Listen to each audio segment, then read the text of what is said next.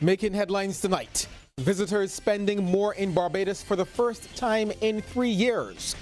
A warning about the scourge of illicit trade in the Caribbean. Data protection legislation gets support from ICT professionals. And coming up in sports, Evan Lewis becomes just the second man to hit 100 career CPL sixes as the Patriots move into third spot with victory over the Zooks. Broadcasting from our studios in the Pine St. Michael, this is CBC Newsnight, starting now.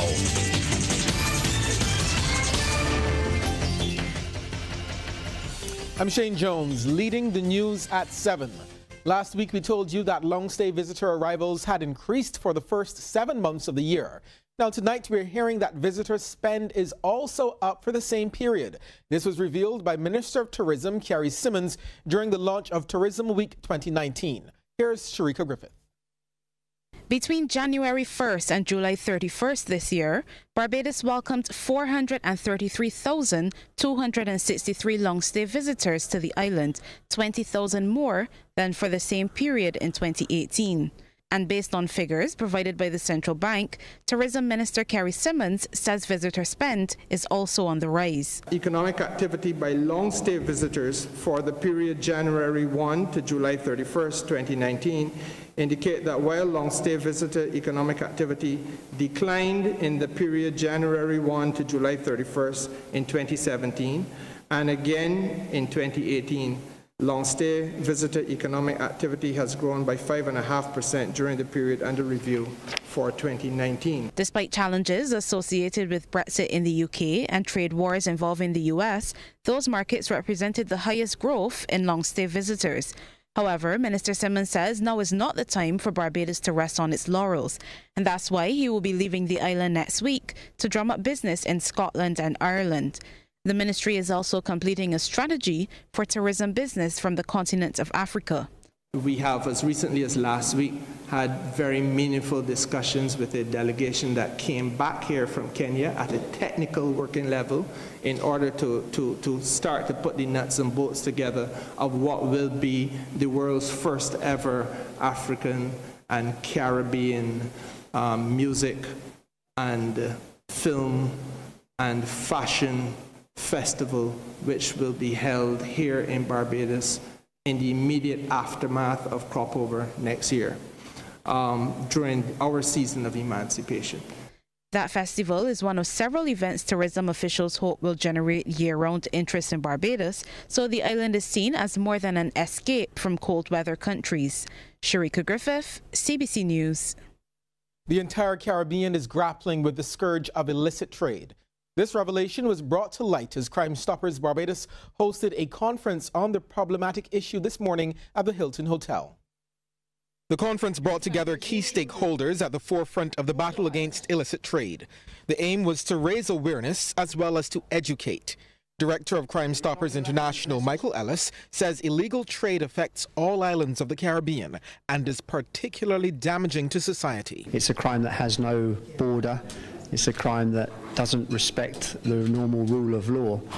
And a region like the Caribbean, where there is movement of goods, people, especially, let's say, informal movements, it obviously creates opportunities for smuggling all types of illicit goods. The Crime Stoppers boss says all types of goods are smuggled into the Caribbean. Tobacco and alcohol is a very attractive product for criminals to smuggle, but equally car parts, equally pharmaceutical products, clothing, sportswear. I've also seen examples of consumer goods like detergents, shampoos, toothpastes, virtually anything. Mr. Ellis told consumers to shop inside what he calls a circle of trust. You, like most people, you will have particular shops you like to go to, particular food suppliers, etc. And if you stay inside that circle of trust, normally by buying from mainstream suppliers, the chances of being exposed to illicitly smuggled products is less. When you go outside the normal circle of trust into informal trade channels, people selling from rucksacks on the streets, invariably you are opening yourself to possibly buying smuggled goods. The conference is being held throughout the Caribbean.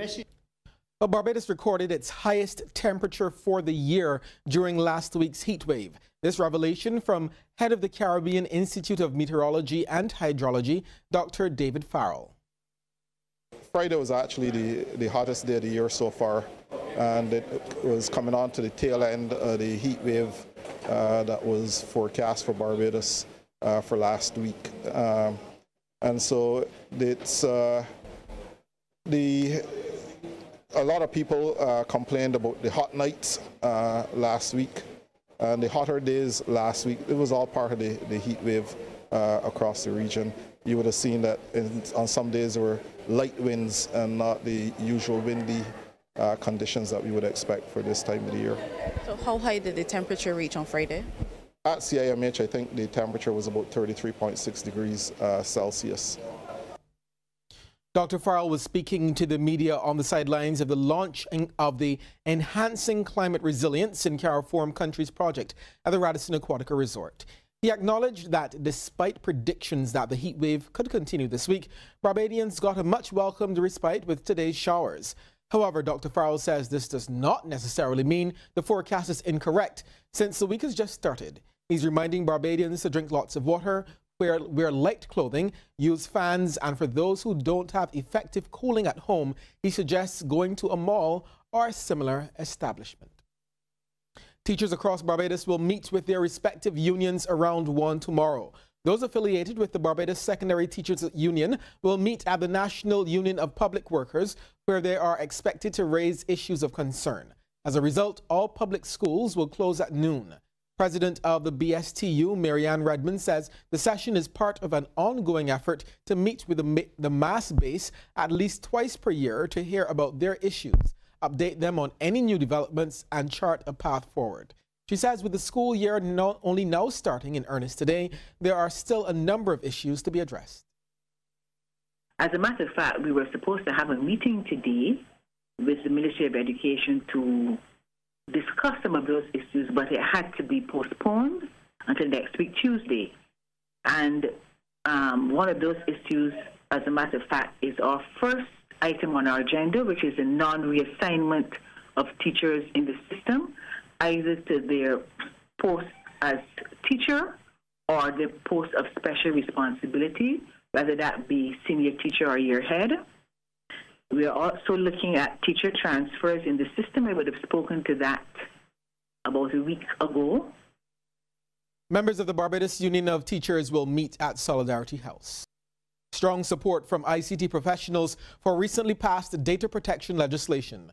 The Barbados Data Protection Act 2019 was recently passed, making Barbados one of the first English-speaking jurisdictions in the Caribbean to pass such a law. Technology and data protection was the topic for CBC TV8's program, The People's Business. Kishmar Singis reports. A good step for Barbados. That's how the Data Processing Department has assessed the recently passed Barbados Data Protection Act. Director Rodney Taylor says the legislation brings Barbados in line with Europe. You have in Europe, for example, the GDPR, the General Data Protection Regulations. And I think as far back as 2005, we've been trying to pass this legislation. So it is an important step, and it puts us in the right direction in terms of protecting the rights of citizens in terms of their personal data. The island's legislation has been compared to others in the Caribbean, and it has been dissected by the Barbados ICT Professionals Association.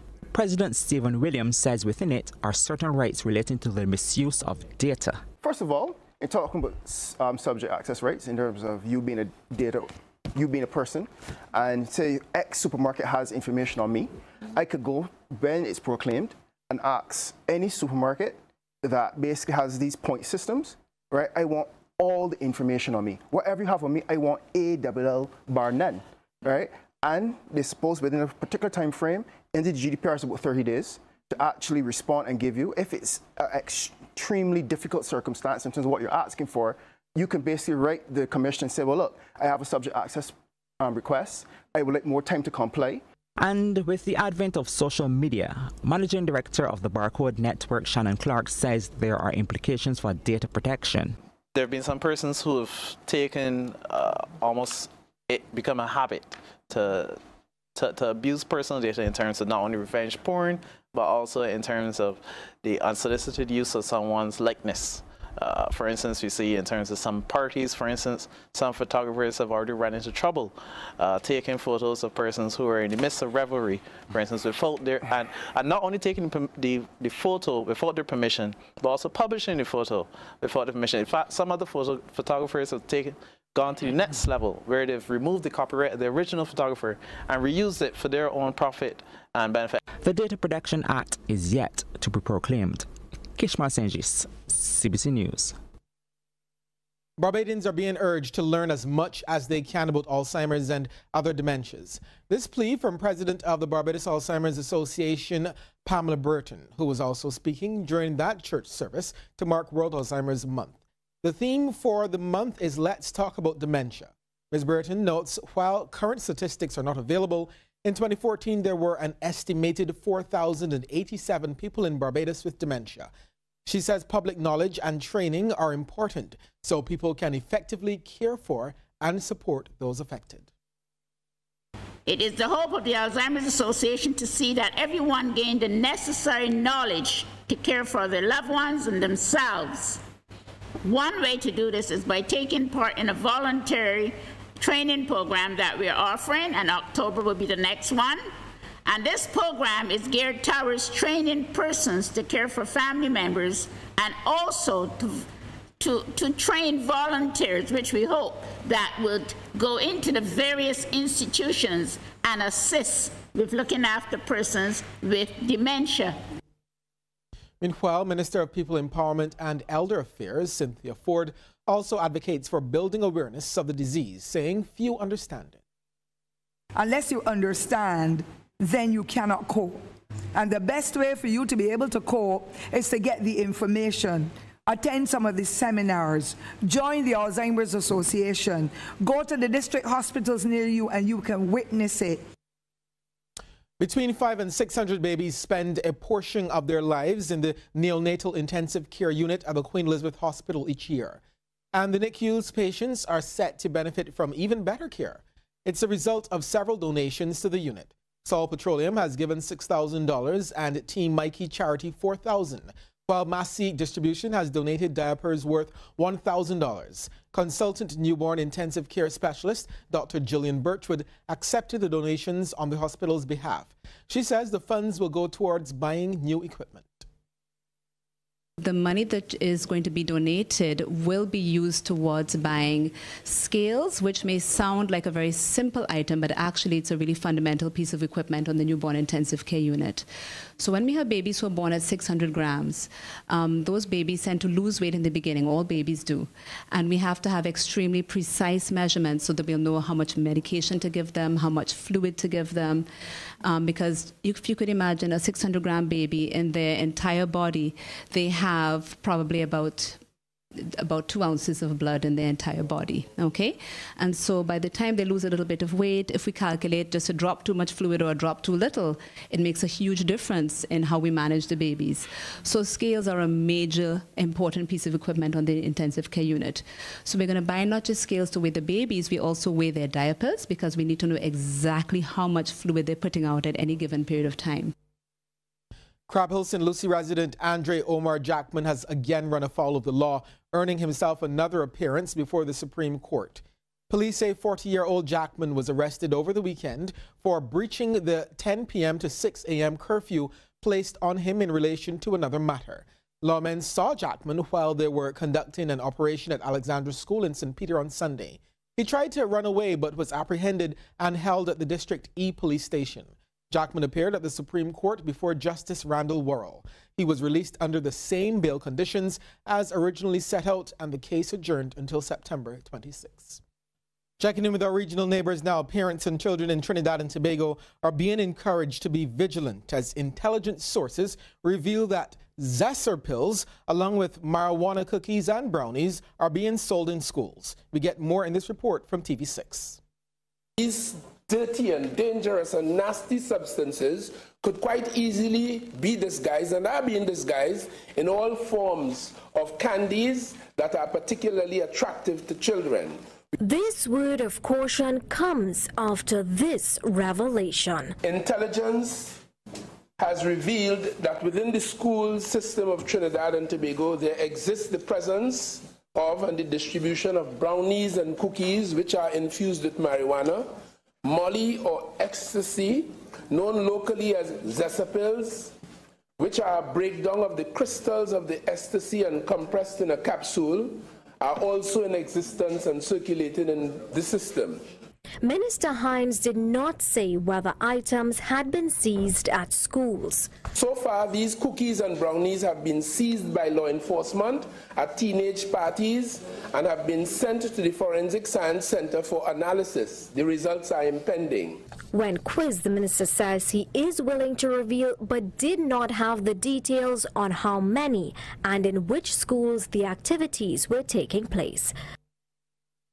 Aid operations have resumed in the Bahamas after Tropical Storm Umberto moved away, having missed most of the islands. Meanwhile, some communities are coming together for the first time since Hurricane Dorian hit 2 weeks ago. For many, this was the first time to come together since the hurricane. The church, a source of comfort after some difficult days, open once more. The hugs were warm, the tears were real, the stories of survival frightening. We watched our house and our home just got destroyed. I mean, limb by limb, or whatever you want to call it. It just, the waves were sometimes over 20 feet coming in and going over the roof, into the roof, because we had, sustained some damage in that area. We saw that, but luckily Dad didn't see us. They're sharing what they have. One man and his family are sleeping at a friend's. One woman has a working well, so is sharing water. Community coping together. We lost everything.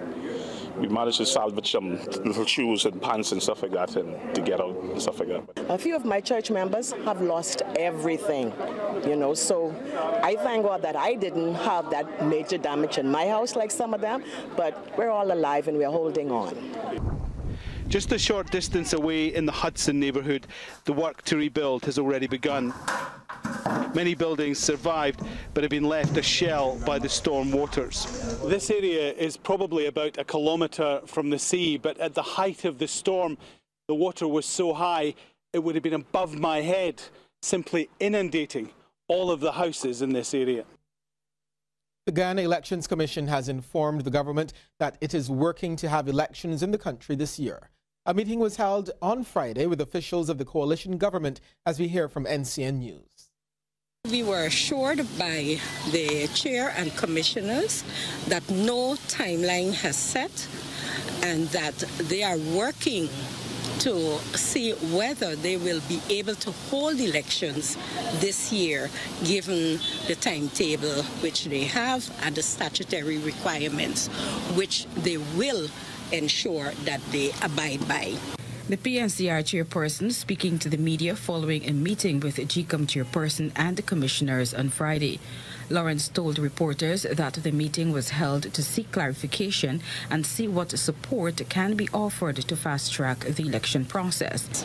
Lawrence maintained that a credible voters list will ensure credible elections are held, and this case was put forward to the commission.